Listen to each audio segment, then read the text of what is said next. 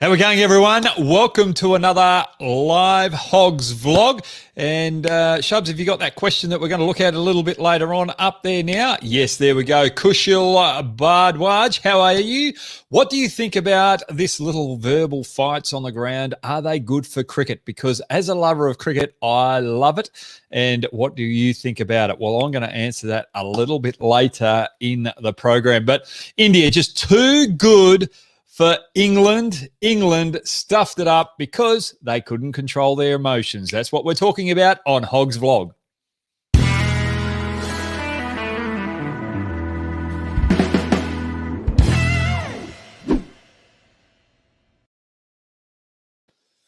Okay, India won by 151 runs, and everyone was talking about Pujara batting way too slow early on in the contest on day 4. But in Test cricket, you've got to bat time, especially when you've got limited runs on the board. And if you can bat late into that final day, you can put pressure on the opposition who think they can win the game with a small total to chase. And yes, I think Pujara's innings helped set it up for India, and it was wonderful bowling. So let's get on to the talking points. And India having a great win out Lords. It was so good. It was a nail-biting test match. Emotions, a bit too much. Look, in Test cricket, any form of the game, when an opposition just gets under your skin and you react like England do, and then you just attack that particular player that's upset the feathers of your team, well, things can fall away very quickly. And look, playing for Australia, every now and then we went over the top. And when we did and we lost our marbles, the opposition team got on top of us and took the game away. And I'm just going to bring up a T20, I think it was a semi-final going back in South Africa. I think it was 2008, 2007.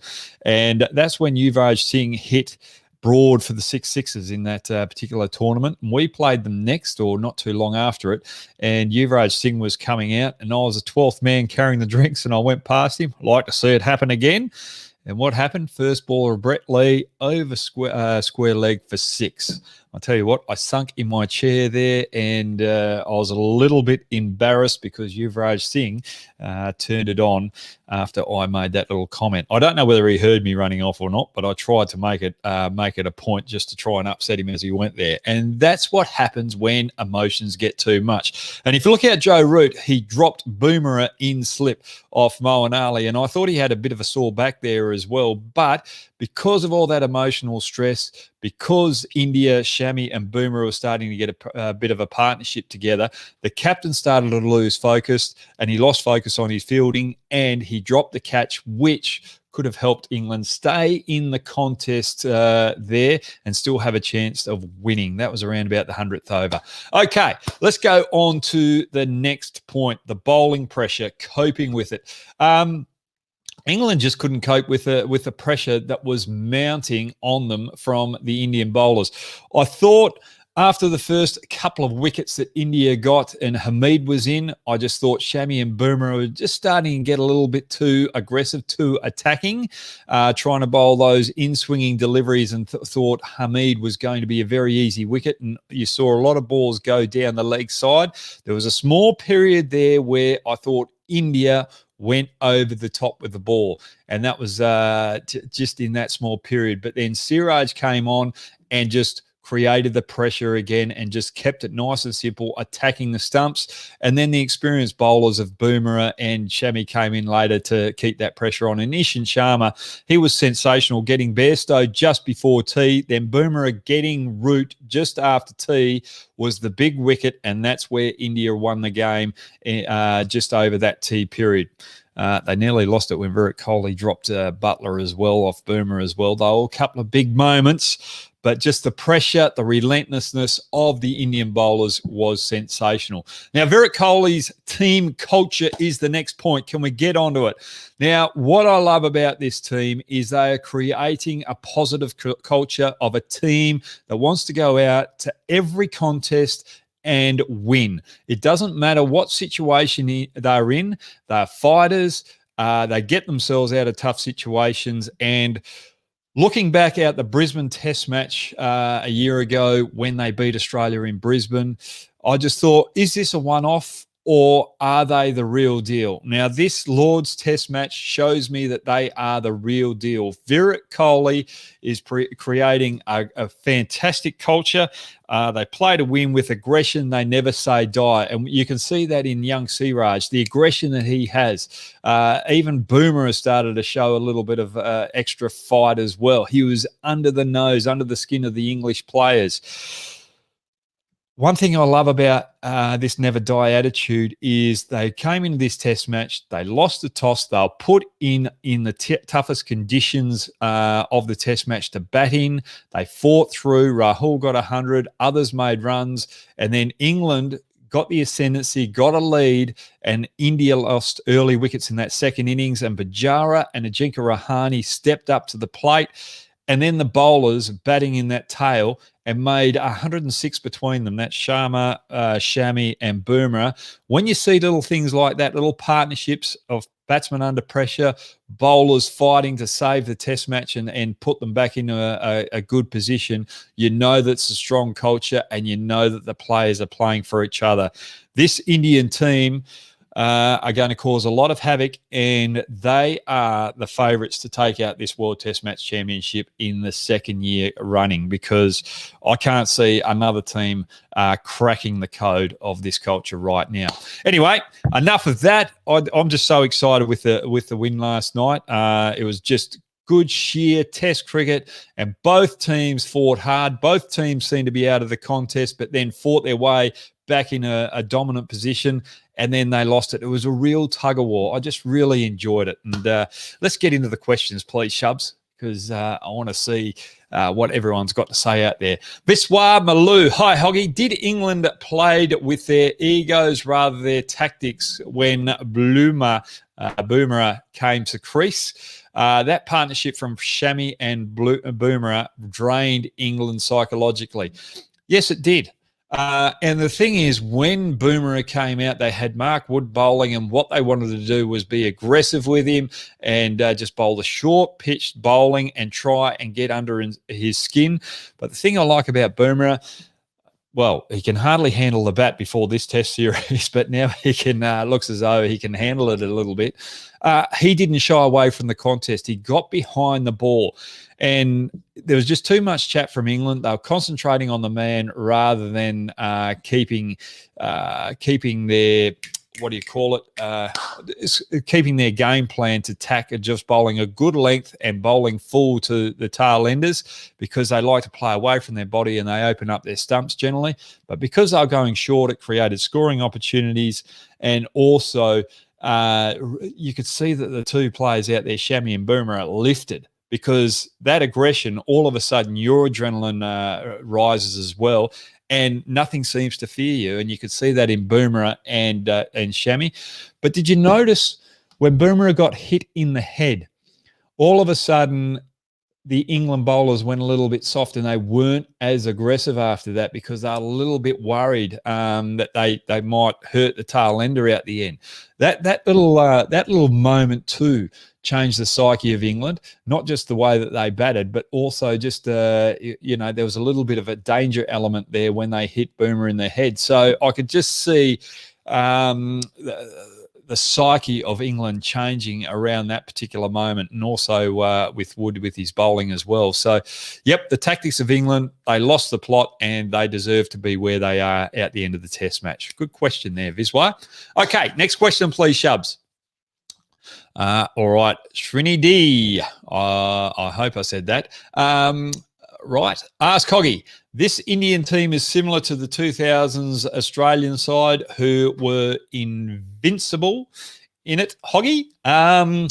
Look, I just think if we go through different periods, different decades, when I was growing up, and I was probably around the age of a lot of you guys out there that are following and watching right now, it was the West Indies that were very dominant. And yes, Australia went through a good phase. And right now, India, after they've dominated Australia twice on our home soil and now dominating England, you can't deny that they are the best team at the present moment. If they can continue this for another 3-4 years, well, then you can compare it to the to those other scenarios of the West Indies and Australia. So we want to see a longevity of a longevity with this team really dominating, and I think they've got the structure, they've got the right leadership in there, and they're creating that culture that I've never seen before in India, and it's going to be trouble for a lot of opposition teams out there. The other thing that I really like about this Indian team is it's just not about the seniors out in the middle. Virat Kohli's got a plan. He's looking to the longevity of Indian cricket. He's looking to the future. And how he does that is when young players come in, you can see him embrace those young players, giving them every opportunity they can to succeed, making them feel comfortable in the environment. It's not a matter of, hey, look, I've been here, I've played 50 test matches, you sit in the corner and wait your turn. No, you come in here, embrace the culture, and he makes sure these young players fit in straight away. And I was looking at the bench when they were sitting up on the balcony, and Virat Kohli was sitting next to Prithvi Shaw. Prithvi Shaw was just making a little nervous comment to Virat Kohli just on the left, and Virat Kohli acknowledged it straight away and engaged in him. And that type of leadership, you can see that this squad. And it's just not about the 11 out at the moment, but it's the longer squads of the white ball formats, and all the players that have been involved in India over the last 2 or 3 years are still very much a part of this Test series, and they're still very much being engaged in the success of what's happening with India, and that's what makes a strong country, and that's what Australia had many moons ago in those 2000s. Good point there, Srinidhi. But I don't like comparing different eras because there was different types of cricket there. But the way that cricket's being played right now, India are up there dominating. I've just got to say, England out at the moment with the white ball cricket, that's where India, if they can get on top of them in the white ball format as well, that's where their real dominance will show. Good point there. Next question. Kulkarni, how are you going, mate? Hi, Hoggy. How are you? I am going great. Do you think Siraj has matured as a bowler? As every time Virat wanted a wicket, he got it. Is this the best Indian pace quartet ever? Also, hope you phone your phone. I've got my old phone out at the moment, but yeah, I think the other phone is gone, done and dusted. Thanks very much for bringing that up. Siraj, for me, I just love the way that he just attacks those stumps. And one thing that he's added is that wobble seam that Anderson has created. He's obviously really studied these other bowlers and just thought, right, well, this is a type of ball that works in these conditions when it's not swinging, and he's gone to it. And if you look at it yesterday, Virat Kohli, Siraj was his go-to man in those tough situations out the very end.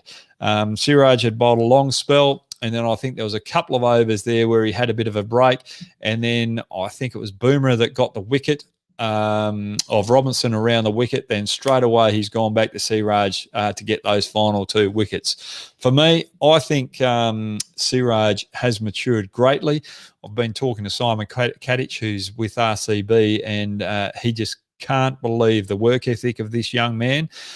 He can't believe the courage that he has, the determination that he has, and he just sees him as being probably the second best bowler out of that pace quartet right now going in that Indian team. Shami is fantastic. Bumrah is brilliant, and Ishant Sharma. Yes, this is probably the best quartet of fast bowlers that you have got coming out of India at once. So I can't deny that.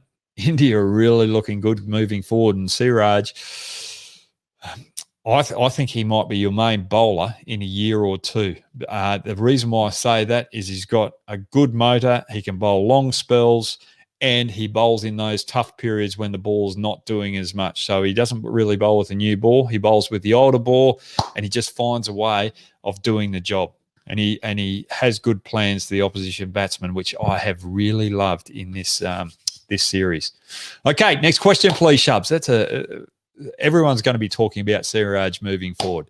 Austin Dacuna, how you going, mate? What is Virat Kohli's impact on the Indian team's energy and belief to win from any situation, as well as its fiery bowling attack? Fourth most successful captain in Test history with 37 wins. Well, he's got a lot more wins coming his way. I think Virat Kohli could end up being the most successful Test captain that India have ever had, because he's got such a phenomenal pace attack. He's got good depth with his spin bowling as well. So where you win a lot of Test matches is with the quality of bowlers that you've got, and you need your bowlers to get 20 wickets. And it looks as though these bowlers are really starting to adjust to foreign conditions. And that's probably one thing that's been lacking with subcontinent teams when they travel over to the Western countries. They seem to struggle just adapting there. But just spending that 2 months before this Test series has really proven a big point in cricket, in international cricket, is that you need time to adjust to the conditions of where you're going to play your next series. And I just think hopefully the ICC can work that into the calendar moving forward, because we want to see series like this where the travelling teams are troubling and competing with the home teams. We don't want those one-sided affairs. Virat Kohli, just his impact. You could see Rohit Sharma even outslip just with the energy that he was having when things started when they sensed that they had a bit of a win. I've never seen Rohit Sharma that animated where he's pointing out Virat Kohli when he took the catch. Just that harmony within the team that Virat Kohli has created is you can just see it amongst all the players. And look, if we go back a couple of years, like there would have been I don't like using that term, but there would have been slight I don't really want to say that word, but there would have been a bit of unsureness between the senior players, because they had that culture beforehand where it was a dog eat dog bone type scenario. When you got that opportunity, it was your opportunity. Now it's just a team thing. What can I do for the team? And you're seeing that in Rohit Sharma, and you could see it especially in Rahul with his agility as well, or his adaptability. So India, I don't know. I'm lost for words at the moment. They were just unbelievable last Test match, and they've been unbelievable for the last couple of years. Next question, please, Shubs, or last couple of years. Vishal Vinara, Sales, ANNPL, Cochin. Just getting that out for you, mate. Hi, Hoggy. Is this the best Indian team which have toured in England? Look, you've had Indian teams with so many great players that have had individual impacts in particular series, but I think this is probably the best team of an 11 on the park out the same team. I think it's the best team or the best depth squad that India have ever had when they've toured England and Australia as well. So for me, I don't think you can beat this Indian team. I think this is going to turn out to be the greatest Indian team moving forward, especially with that victory last night against Lords and what they've done against Australia over the last two times they've come here. Can't beat that, mate. This is the best team. Yep, India, best team that's toured England by far, but there's still 3 Test matches to go. J.R. Hind, when did the last time saw Boomer so aggressive and excited? I've never seen him that aggressive. I've never seen him in the face of other players like he was yesterday and the day before.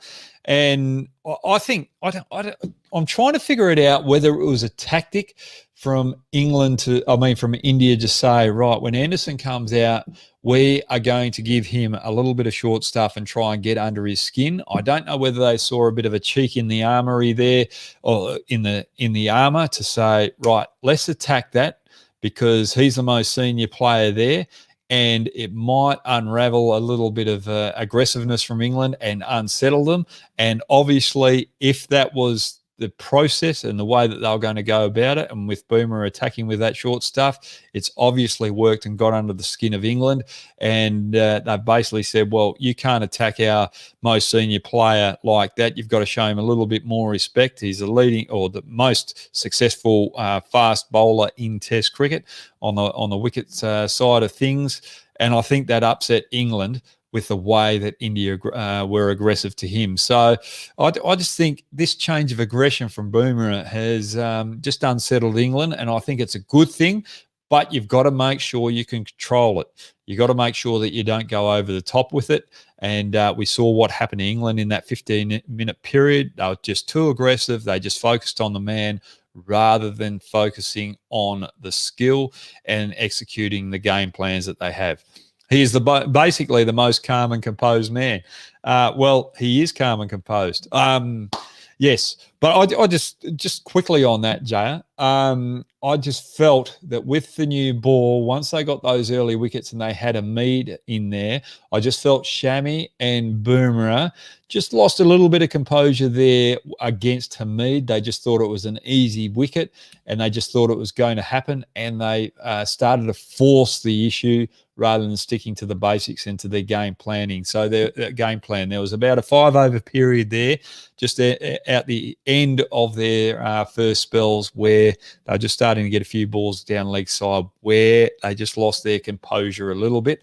But it was good how they just switched back on and got straight back into the situation and realised what they had to do at that situation. So they didn't allow it to go for too long. But good point there, Jay. Next question, please, Shubs. Have we got it up there? Abhinav Aravinda. Should India play Ashwin in the upcoming tests? It depends on the weather and the state of the wicket at the start of the test match. So if it's been dry for a week or a week and a half before they play on the next venue or either venue down the track, and look at how much cricket has been played on it, might determine whether Ashwin plays or not, because you just want to make sure that if he is going to play, the wicket's got to be dry in the last 2 days of the test match. Otherwise, he's not really going to have much effect. And I just think the way that they're going at the moment with 4-paced attack and Jadeja as that option to bowl with spin, I just think it's the perfect balance at the moment with the Duke ball over there in England.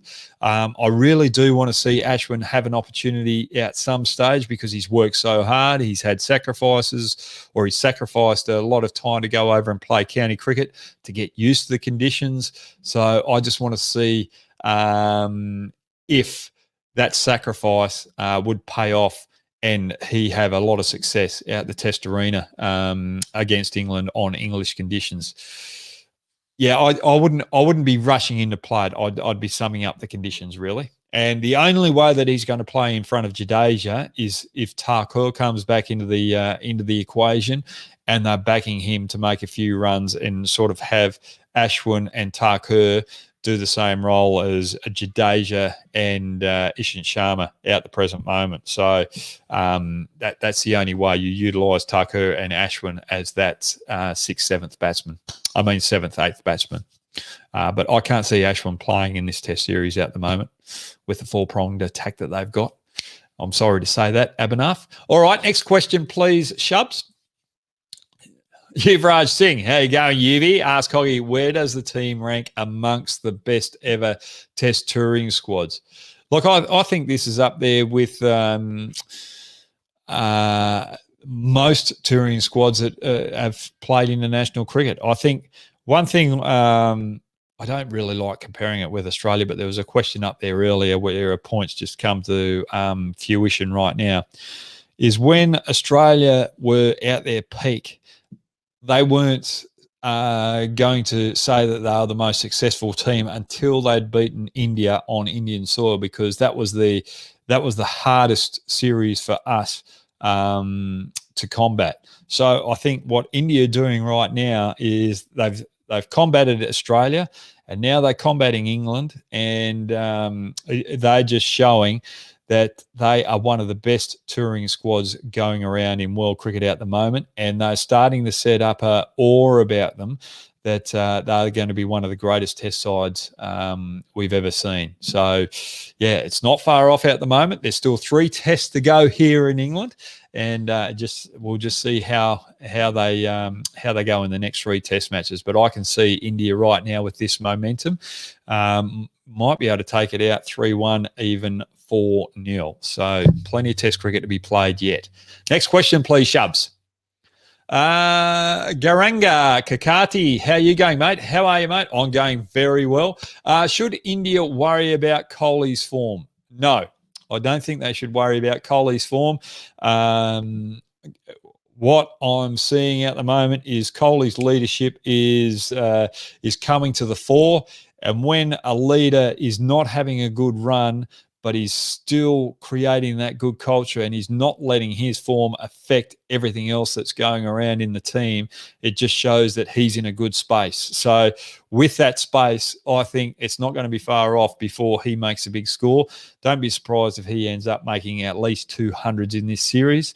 And if you look at the dismissal that he had against Curran, it was just good bowling by Curran, and there was just a little bit of a brain fade there from Virat Kohli, who didn't adjust to Curran coming back over the wicket and didn't refocus. And that's something that Virat Kohli is normally very good at, and he just had a little lax of concentration in there. So don't worry about it. With this win under the belt right now, Virat Kohli is going to be a little bit more free-flowing in the next test match, and we're going to see the best of him. Good question there, Button. Good observation. Bagnish Anadan, how are you going, mate? I hope I said that right. How's England batting going to fare in Australia with this kind of form?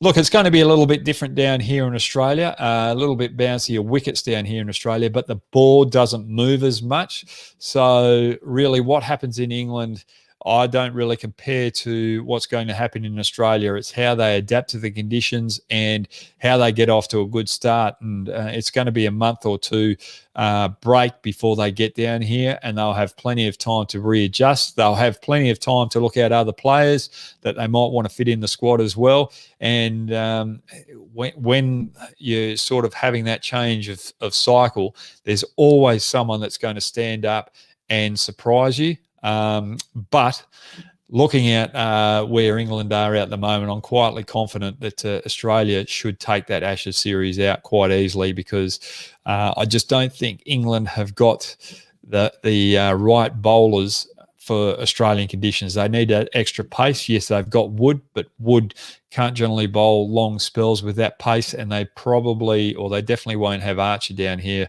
from what I'm hearing in the background with his injury as well. So England are in a big spot of bother at the present moment with this series and the Ashes series. Good question there, Vignesh. Okay, next question, please, Shubs. Ankit Badhori. That's right. Ankit Badhori, how are you going, mate? I love the photo there. Ask Hoggy, according to you, what was the turning point of the match which took the match away from England? For me, I think there were 2 turning points. Pujara batting time and Ajinkya Rahane, that partnership, and the tail of India making 100 runs. That's Sharma, Shami, and Bumrah.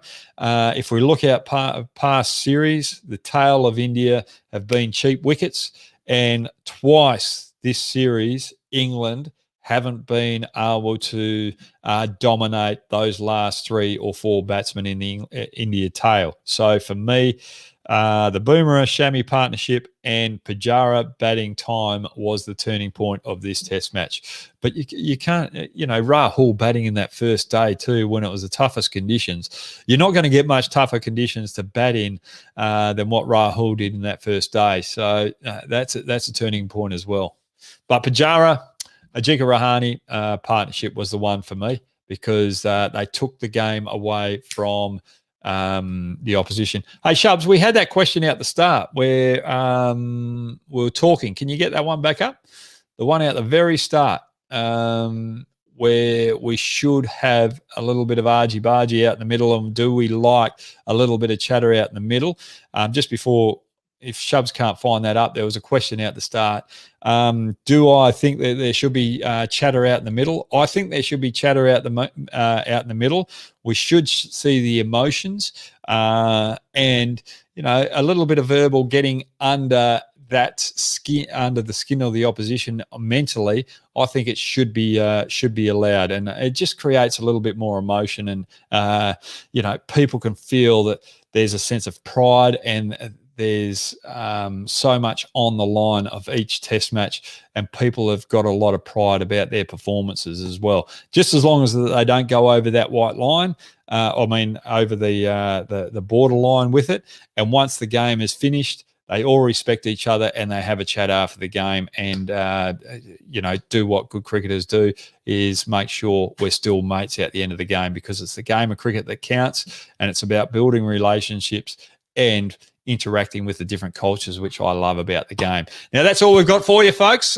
Do join us next time we do a live on YouTube. I'm looking forward to the next test match, and I think India are really going to dominate this series and could end up winning 3-1, if not 4-0. Thanks very much, guys. Have a great day. Stay